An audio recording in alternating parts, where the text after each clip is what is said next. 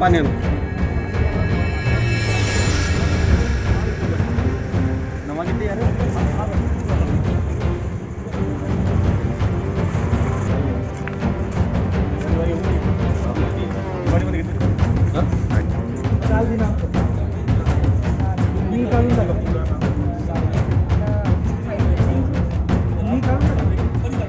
कीर्ती क्षीरसागर माझं नाव आहे. मी केअरटेकरचं काम करते. माझ्या हजबंडला मरून 8 वर्ष झाले आहे. मुलगी अडॉप्ट केलेली आहे दुसऱ्यांना. आणि मी होम पेशंट करायला आली होती ते हार्डे पेशंटकडे.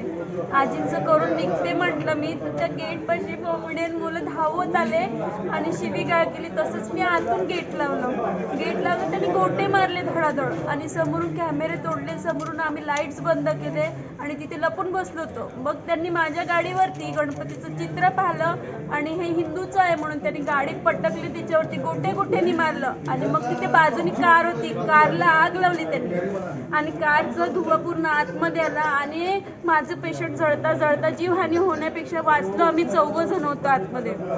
असं नव्हतं करायचं त्यांनी. मला काहीतरी भरपाई करून दिली पाहिजे, कारण की माझ्या गाडीवरतीच सगळं काही आहे. मी एकटी आणि माझे बाबा म्हातारे 75 वर्षाचे, आम्ही दोघंच राहतो. आणि रात्री मी पेशंटकडे जाते 1 वाजता 2 वाजता. मी आज कुठल्याही ऑटोवाल्यासोबत जाऊ शकत नाही किंवा कुठल्या 2 व्हीलर्सवाल्यांसोबत जाऊ शकत नाही की उद्या त्यांना माहिती ही केअरटेकर आहे, माझ्याकडे पेशंट आहे म्हणून मी न्यायला आले, तर मी त्यांच्यासोबत नाही जाऊ शकत. मला गाडी अत्यंत गरजेची आहे. आणि मी स्वतः कॅन्सर पेशंट आहे, 3rd स्टेजवर होती. माझं ऑपरेशन झालं आहे, किमो झालेलं आहे, माझे 25 लाईट झाले आहे पूर्ण आणि किमो टॅबलेट 1 वर्ष झालेलं आहे. तरी मी माझ्या वडिलांचं करायसाठी मी पेशंट करते आहे. मला थोडाफार तरी सपोर्ट करावा ही माझी विनंती. मी प्रकाश शिर्के बोलतो. काल रात्री जी घटना झाली निंदनीय आहे. माणुसकी सोडून जे वागलेले लोक आहेत त्यांनी असं करायला नव्हतं पाहिजे.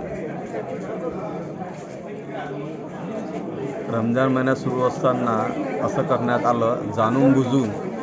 आणि खूप जास्त वयाचे पोरं नव्हते, अनमॅच्युअर्ड पोरं होते, 25च्या खालीच होते सर्व. त्या पोरांना चांगलं त्यांच्या आईवडिलांनी समजून सांगायला पाहिजे की याच्यानंतर असं व्हायला नाही पाहिजे. काय आम्ही पण असं करू शकतो, पण शांतताप्रिय आपण असल्यामुळे आपले संस्कार आपल्याला शिकवत नाही की आपण त्यांच्या एरियामध्ये जाऊन आपण करू. मी प्रशासनालाही विनंती करतो की त्यांनी तुरंत आणि लगेच ॲक्शन घ्यावी. हीच वेळ आहे ॲक्शन घेण्याची. त्याच्यामुळे सर्वांनी शांतता इथे ठेवलेली आहे. त्यांनी तसं केलं म्हणून आम्ही तसं करणार नाही, नाही त्यांच्यात आणि आमच्यात काय फरक राहिला. त्यामुळे सर्वांनी याच्यानंतर न व्हावं, कारण की पुन्हा असं कधी झालं आणि ही गल्ली त्यांनी पुन्हा टार्गेट केली, त्याला जबाबदार प्रशासन राहील.